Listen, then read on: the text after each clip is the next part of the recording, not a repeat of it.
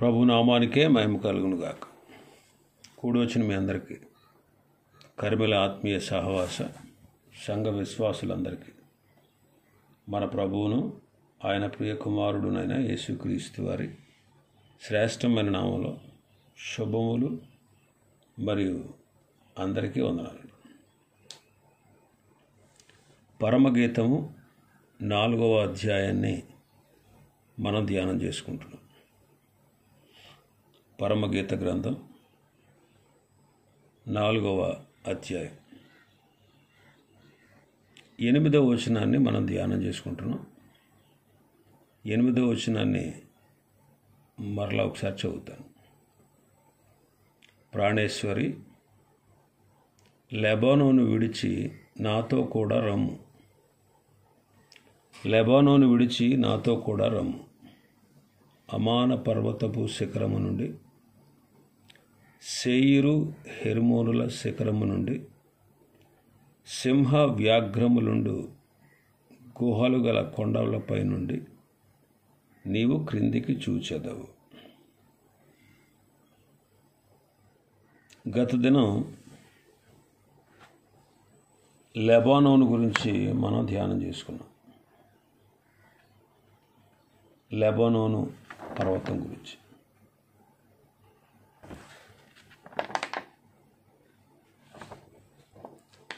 ఇక్కడ సేనీరు హెర్మోనుల శిఖరము నుండి అంటున్నాడు. సేనీరు హెర్మోనుల శిఖరము నుండి నీవు క్రిందకి చూచెదవు. సేనీరు ఆత్మ సంబంధమైన విజయానికి సాదృశ్యం. సేనీరు ఆత్మ సంబంధమైన విజయానికి సాదృశ్యం అన్నమాట. అమోరీలు హెర్మోను అనే ప్రాంతాన్ని, హెర్మోను పర్వతాన్ని సెనీరు అని కూడా అంటారు. సీదోనీయులు దాన్ని షిరియోను అన్నారు. దేవుని ప్రజలు సెనీరును జయించి స్వాధీనపరుచుకున్నారు. అందువలన సెనీరు జయ జీవితానికి సాదృశ్యంగా ఉంది. దేవుని బిడ్డలు ఎల్లప్పుడూ కూడా జయ జీవితాన్ని కలిగి జీవించాలని దేవుడు కోరుతున్నాడు. కీర్తనకారుడు 44వ కీర్తన 5వ వచనం చదివితే, నీ వలన మా విరోధులను అణిచివేయుదుము, నీ నామము వలననే మా మీదకి లేచి వారిని మేము త్రొక్కివేయుదుము అంట. శత్రువులను ఓడించుటకు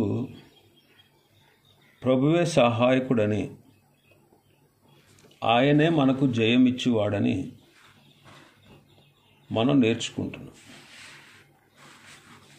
మన ప్రభు అయిన యేసుక్రీస్తు వారి ద్వారా అన్నిటిలో అత్యధికమైన విజయాన్ని మనం చూస్తాం. రోమాపత్రిక 8వ అధ్యాయం 36వ వచనాన్ని చదివితే, ఇందును గూర్చి వ్రాయబడినదేమనగా, నిన్ను బట్టి దినమెల్లా మేము వధింపబడిన వారము, వధకు సిద్ధమైన గొర్రెలమని మేము ఎంచబడిన వారం. అయినను మనలను ప్రేమించిన వాని ద్వారా మనము వీటన్నిటిలో అత్యధిక విజయము పొందుచున్నాము. మరణమైనను జీవమైనను, దేవదూతలైనను ప్రధానులైనను, ఉన్నవైనను రాబోవునవైనను, అధికారులైనను, ఎత్తైనను లోతైనను, సృష్టించబడిన మరి ఏదైనను మన ప్రభు అయిన క్రీస్తు యేసునందలి దేవుని ప్రేమ నుండి మనలను ఎడబాప నేరవని రూఢిగా నమ్ముచున్నాను. యోహాను మొదటి పత్రిక 5వ అధ్యాయం 4వ వచనం, దేవుని మూలముగా పుట్టిన వారందరూ లోకమును జయించుదురు, లోకమును జయించిన విజయము మన విశ్వాసమే. మనం బలమైన విశ్వాసం కలిగి జీవించాలని, విశ్వాసము ద్వారానే మనకు విజయం లభిస్తుంది అని దేవుని వాక్యం సెలవిస్తూ ఉంది. కొరింథీ పత్రికలో కూడా ఎల్లప్పుడూ ప్రతి స్థలమందు దేవుడు తన ప్రజలను విజయోత్సవంతో ఊరేగించేవాడు అని మనం గమనిస్తాం. హెర్మోను వంటి ఉన్నతమైన అనుభవంలోనికి ప్రభు మనల్ని నడిపించి ఆయన మనకు జయము అనుగ్రహిస్తాడు. కీర్తన 133లో చెప్పబడినట్టు హెర్మోనులో మంచు ఉంది. సహోదరుల ఐక్యత కలిగి నివసించుట ఎంత మేలు, ఎంత మనోహరము. అది తల మీద పోయబడి అహరోను గడ్డం మీదుగా కారి అతని అంగీల అంచు వరకు దిగజారిన పరిమళ తైలం వలె ఉండు. సియోను కొండల మీదకి దిగి వచ్చు హెర్మోను మంచు వలె ఉండును. సియోను కొండల మీదకి దిగి వచ్చు హెర్మోను మంచు అంటాడు.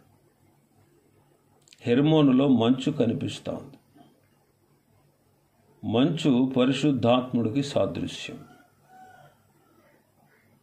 ఆత్మ కలిగించే ఐక్యతను, పరిశుద్ధాత్ముడు కలిగించే ఐక్యతను సహోదరుల మధ్య ఉండాలని హెర్మోను పర్వతం మనకు బోధిస్తుంది. ఐక్యత ఎక్కడ ఉంటుందో అక్కడ ఆశీర్వాదము, శాశ్వత జీవం, పరిమళ వాసన అక్కడ ఉంటాయి. మనము, మన కుటుంబం, మన సంఘం ప్రభు చిత్తానుసారమైన ఐక్యత కలిగిన పరిమళ వాసనతో ఉండడం ప్రభు యొక్క చిత్తం. అనైక్యత అనర్థాలకు దారితీస్తుంది.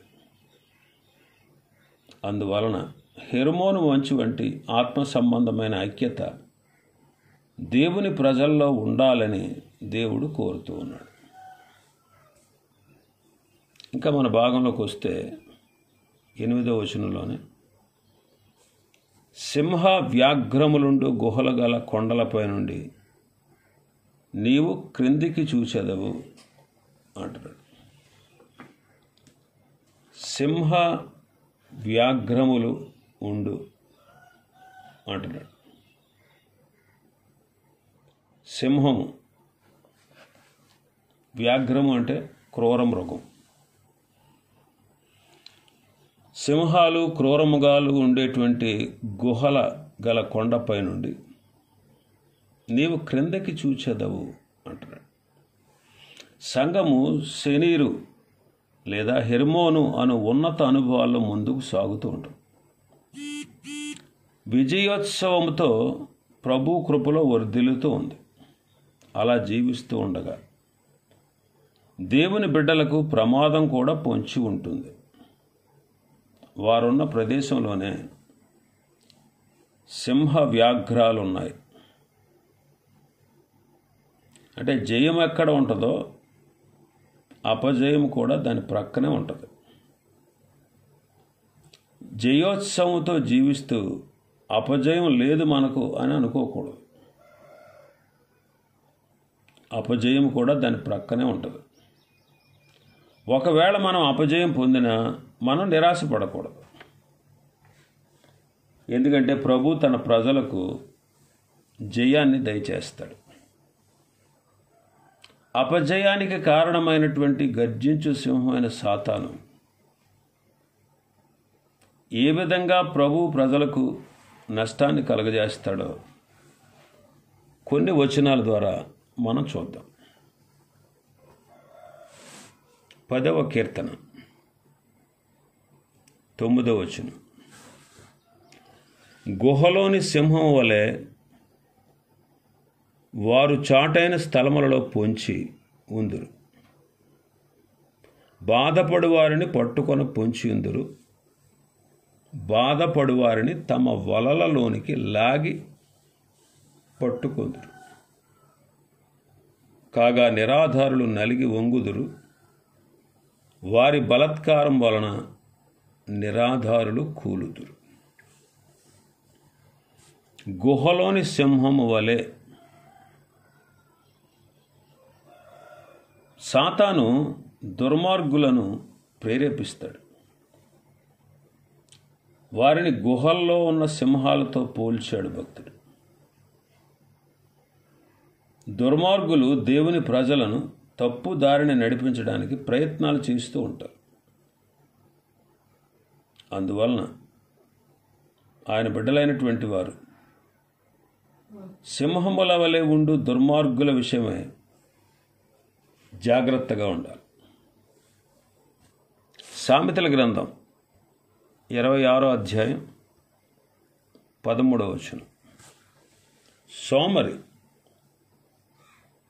దారిలో సింహమున్నదను అనును, వీధిలో సింహమున్నది అనును. సోమరి వాడు ఏమంటాడంటే, ఏదైనా పని చెప్తే దారిలో సింహం ఉంది, వీధిలో సింహం ఉంది అంటాడు.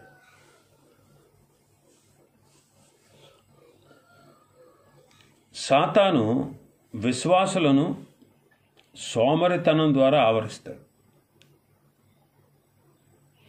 సింహం ఎంత బలమైందో అంత బలంగా దేవుని ప్రజలను ఆవరిస్తాడు. వారిని సోమరులుగా చేస్తాడు.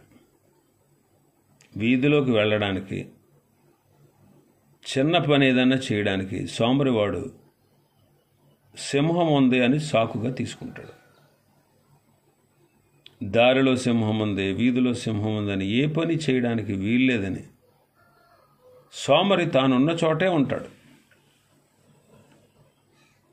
తన సోమరితనంలో జీవించడానికి సోమరి సింహమును ఒక కుంటి సాగుగా ఉపయోగిస్తాడు.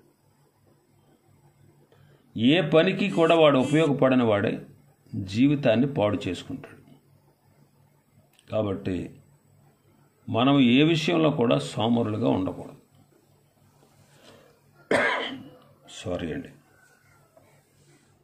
సోమరితనము అనేక నష్టాలకు దారితీస్తుంది. 10వ కీర్తనలో మనం చదివాం కదా, గుహలోని సింహం వలె వారు చాటైన స్థలంలో పొంచి ఉందురు.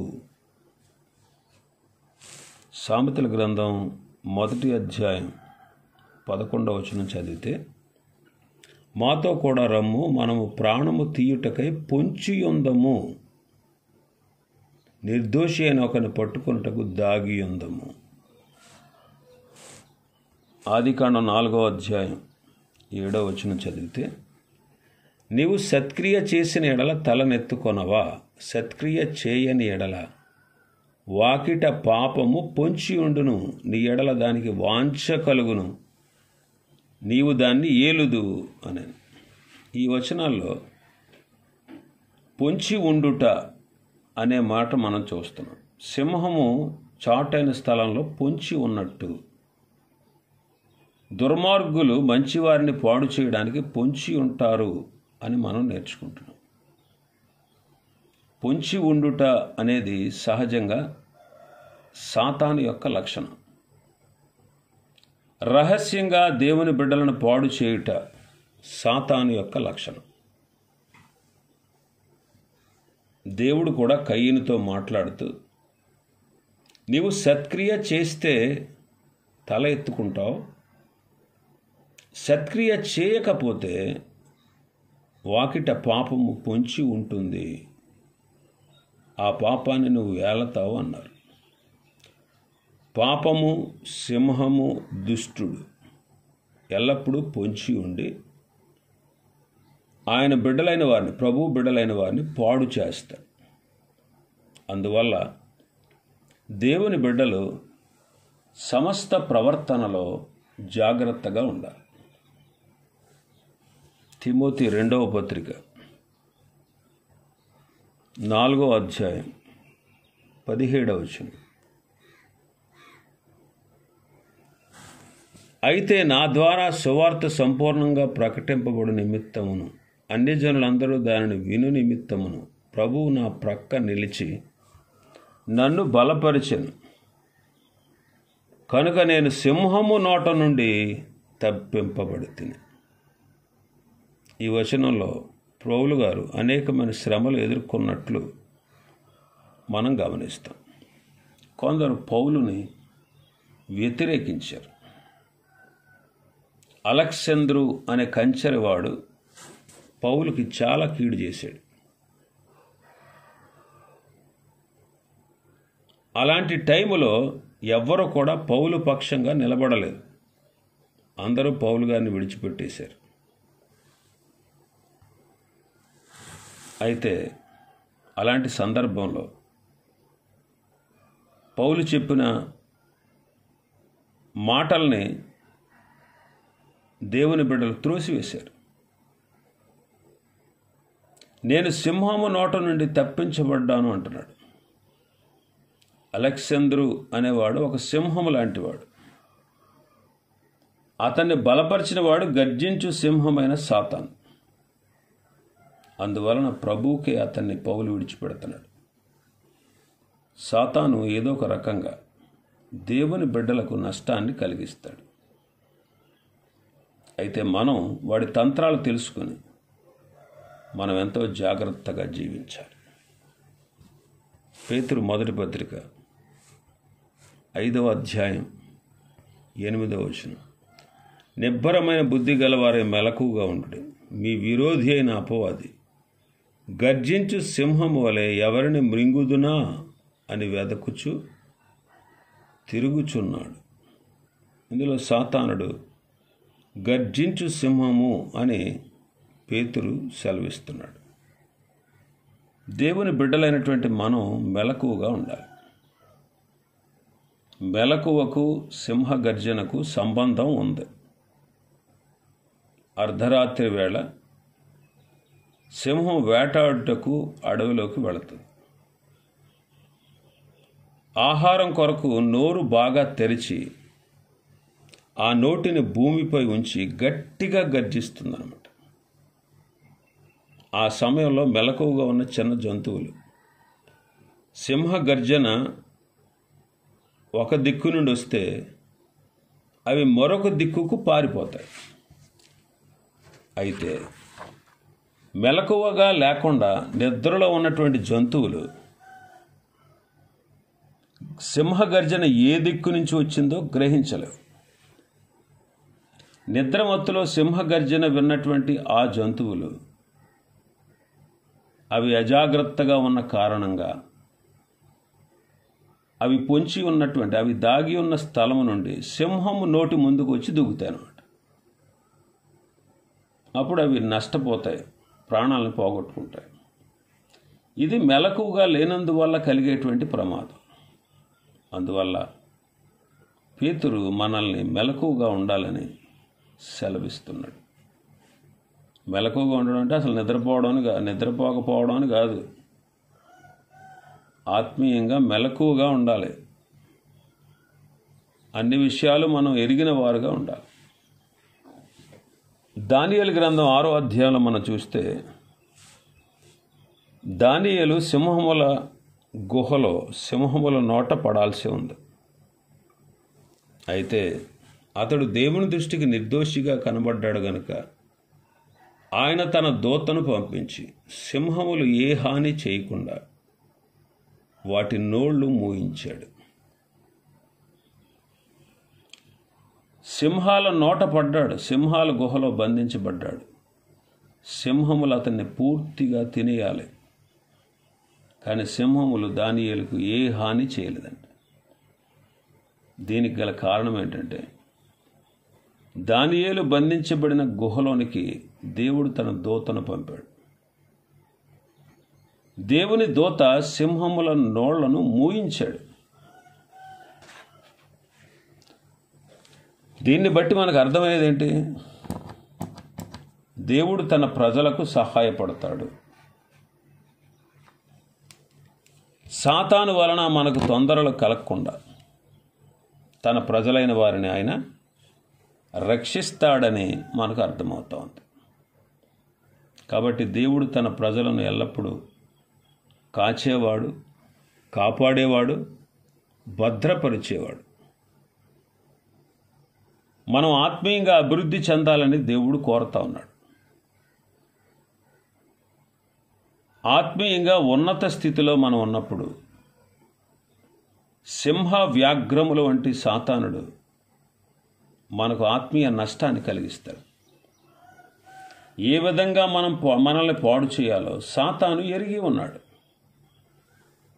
కాబట్టి దేవుని బిడ్డలైనటువంటి మనం విశ్వాస జీవితంలో ఎంతో జాగ్రత్తగా ఉండాలి. రహస్యంగా పొంచి ఉన్నటువంటి సాతానుడు మనకు నష్టం కలిగించకుండా మనం జాగ్రత్త పడాలి.